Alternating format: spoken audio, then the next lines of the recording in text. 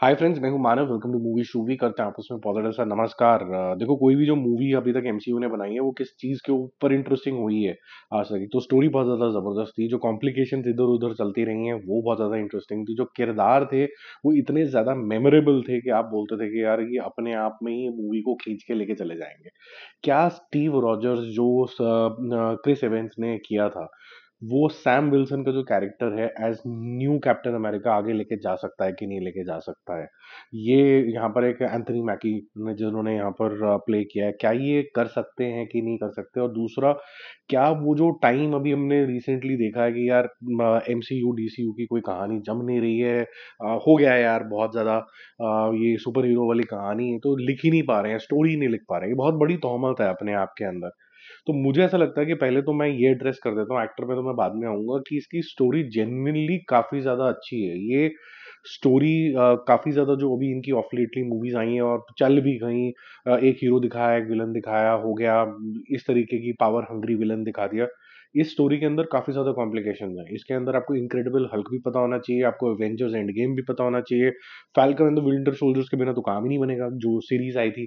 और साथ-साथ में आपको जो इटर्नल्स है उसकी एंडिंग पता होनी चाहिए। एक्चुअली में इनक्रेडिबल हल्क की भी जो एंडिंग थी उसका भी थोड़ा-सा पार्ट पता होना चाहिए। तो ये काफ़ी ज़्यादा कॉम्प्लेक्स चीज़ें यहाँ पर आती है। तो रॉस जो है वो वैसे तो हैरिसन फोर्ड ने यहाँ पर प्ले किया, but at the same time वो पुराना कैरेक्टर है जो कि विल्सन हर्ट साहब ने प्ले किया था। Because of his age he is no more. तो वो यहाँ पर हैरिसन फोर्ड ने थोड़ा-सा एंगर इश्यूज़ के साथ प्ले किया है। पहले जनरल थे, अब वो प्रेसिडेंट ऑफ यूएस बन गया। उनकी कहानी क्या है? उनकी कहानी ये है कि भाई इटर्नल्स का जो एंड हुआ था, वहाँ पर आपको एक सेलेस्टियल चीज़ दिखनी शुरू हुई थी इंटरनेशनल वाटर्स में। इसके अंदर बहुत सारी इंपॉर्टेंट चीज़ें हैं जिसको प्राप्त करने के बाद आप सुपर पावर बन सकते हो। उसको प्राप्त करने के लिए बहुत सारी चीज़ें होनी शुरू हो गई हैं। तो इंटरनेशनल ट्रीटी की बहुत ज़्यादा ज़रूरत है, जिसके लिए कैप्टन अमेरिका की बहुत ज़्यादा ज़रूरत है। अब यहाँ पर इस गुफ्तगू के अंदर जिन लोगों ने वेब सीरीज नहीं देखी है एमसीयू की, तो वहाँ पर उनको इसाई ब्रैडली नाम का एक ब्लैक कैप्टन अमेरिका का इंट्रोडक्शन कराया गया था, जिसको भी पावर्स मिली थी स्टीव रॉजर्स की तरह पे, और उसको साइड लाइन कर दिया गया था। अब वो किसी तरीके से यहाँ पर असैसिनेशन अटेम्प्ट करता है। अब ये क्यों करता है, ये marks the rest of the story, जिसके लिए आपको थिएटर के अंदर जाना पड़ेगा। और काफ़ी ज़्यादा स्टोरी उसके आगे चलती है। ये आपको ब्रॉड सेंस में, आपको ट्रेलर ट्रूलर में भी समझ में आ गया होगा।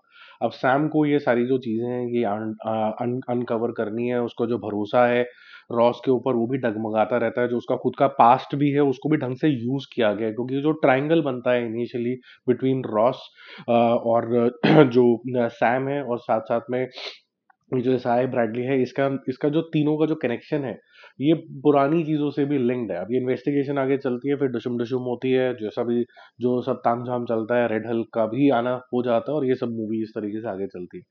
देखो, मेरे ख्याल से ना किसी भी हीरो को बहुत ज़्यादा ज़बरदस्त करने के लिए या तो उसके अंदर इतनी ज़्यादा अदा होनी चाहिए और कि आप बिल्कुल रॉबर्ट जूनियर तरीके के बन जाओ कि भाई आपसे तो नज़र ही नहीं हट रही है। आप ऐसे स्ट्रेट डायलॉग्स को भी इस तरीके से आप बोल दोगे कि उसके अंदर ऐसी विट होगी जो आप बिल्कुल कई सालों तक याद रखोगे, उसके मीम्स बन जाएंगे। ऐसा या तो हो, या फिर आपका जो हीरो है उसके अंदर कोई स्टीव रॉजर्स जैसी कोई एक ऐसी एक्सक्लूसिव पावर हो जो किसी और को नहीं मिल सकती। It is exclusive to him. अब कोई भी अगर सुपरमैन बन सकता होगा या फिर कोई भी कैप्टन अमेरिका बन सकता होगा, तो उसके अंदर बड़ी बात कोई नहीं रह जाती। तो मेरे ख्याल से यहाँ पर मजा वहीं पर ही किरकिरा हो जाता है कि भाई तेरे को सूट किसी ने दे दिया, तेरे को ये शील्ड किसी और ने दे दी, ये ब्लैक पैंथर से तुम्हें मटेरियल के बारे में पता चल गया तो तुमने विंग्स बना दी वाइब्रेनियन के। तो ये सारी जो चीजें हैं ये आपको थोड़ा सा नॉट सो हैप्पी जोन के अंदर लेके जाती हैं। Plus lot of people may not like me for this. मेरे ख्याल से एंथनी मैकी कभी भी एक इफेक्टिव ना तो फैल्कन लगा मुझे, ना ही इफेक्टिव तरीके का कोई यहाँ पर आपको कैप्टन अमेरिका दिखता है। यहाँ पर उसके जो फाइटिंग स्टाइल्स हैं या फिर जो बात करने का भी वो बड़ा ही गिमिकी टाइप सा लगता है। यहाँ पर उसका जो अप्रोच टू द मूवी है या अप्रोच टू गुडनेस है, छोटू से जो यहाँ पर दिखाया गया है, वो बड़ा बचकाना सा ही है। और वो इसीलिए कर रहा है क्योंकि वो अपने आप को प्रूव करना चाहता है। क्या प्रूव करना चाहता है, वो आपने पहले वाली सीरीज के अंदर भी देखा होगा, जो इन्होंने एमसीयू ने बनाई थी उसी का एक्सटेंशन है। वीएफएक्स ओके हैं, जितनी लोगों ने बदनामी करी है ऑलरेडी इंटरनेट के ऊपर की जी बहुत बेकार आ गए वीएफएक्स, ऐसा नहीं है। वीएफएक्स ठीक ठाक है। रेड हल्क का भी जिस जिस मुकाम के ऊपर एक्सपोजर होता है वो भी आपको ठीक लगता है। दोनों की जो फाइट होती है वो बहुत ज़्यादा कन्विंसिंग लगती है और आपको लगता है कि शायद ये कैप्टन अमेरिका नहीं कर पाएगा। और फिर अचानक से डायरेक्शन लूज आउट होनी शुरू हो जाती है और फिर बोला जाता है कि भाई अरे हम तो भूल गए captain America brave new world, तो हमें तो सैम विल्सन को कुछ ना कुछ कुछ ना कुछ करा के इसको शांत कराना ही होगा। तो वो इनऑर्गेनिक लगने लग जाता है। तो ना आपको जो फाइट सीक्वेंसेस हैं वो कोई बहुत ज़्यादा बढ़िया नहीं लगती हैं, जो आपने देखा हो वो वैसे ही आपको लगेगा। कोई नॉवेल्टी नहीं है कैरेक्टर के अंदर कि आप ये कैरेक्टर जैसा बनना चाहो, अब आप जाके सीधा इसका कोई मिनिएचर ले आओगे या फिर ऐसा कुछ कर लोगे, ऐसा कुछ भी नहीं होने वाला है। तो मोटे मोटे लेवल पे जो चीज़ें यादगार एमसीयू ने बनाई वो यादगार वाली चीज़ें यहाँ पर एक भी नहीं हुई। प्लस एमसीयू के अंदर एक कॉमिक फ्लेवर भी रहता है।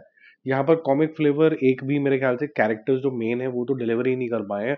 आसपास के चंगू मंगू कुछ बोल के चले जाते हैं, तो आपको ऐसा लगता है कि ये डायलॉग्स भी बहुत ही ऑर्डिनरी हाफ हार्टेड तरीके से लिखे गए हैं। तो मेरे को मज़ा नहीं आया, मेरे को मोटा-मोटा लगा कि बहुत सारी मूवीज़ का एक मैशअप हो गया, जिससे लीड इन कर रहा था ठीक डायरेक्शन के अंदर, फिर उसके बाद ये अचानक से रास्ता भटक गया। तो ये ऑर्डिनरी हीरो वर्सेस विलेन वाली फाइट रह के खत्म हो गया ये। हालाँकि स्टार्टिंग में आपको पहले 30 मिनट्स जो है वो काफ़ी मज़ा आता है, क्योंकि बहुत सारी चीज़ों का मिश्रण यहाँ पर निकल के आता है। लेकिन जब मिश्रण खत्म हो जाता है, तो actually material in the movie भी खत्म हो जाता है, फिर वो फाइट फूट दिखा के टाइम पास हो जाता है। मेरा मूवी शूवी स्कोर इसके लिए रहेगा 2 stars out of 5। I have watched it in English, I have not watched it in Hindi. तो हिंदी की डबिंग शबिंग कैसी है वो पता नहीं मुझे।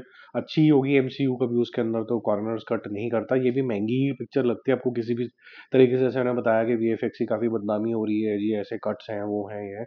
ऐसे फीलिंग नहीं आती है जब आप थिएटर के अंदर बैठते हो, आपको ठीक रिच फीलिंग आती है। जस्ट दैट ये बड़ा देखा वाला सा स्टफ लगता है, बिजनेस एज यूजुअल लगता है। तो आपको ऐसा कुछ भी टेक अवे के लिए नहीं जाता कि यार ये यादगार रह गया, ठीक है तो चलो दोबारा मूवी देख लेते हैं या फिर क्या कुछ अलग ही देख लिया, ऐसा कुछ भी नहीं आपको फील होगा।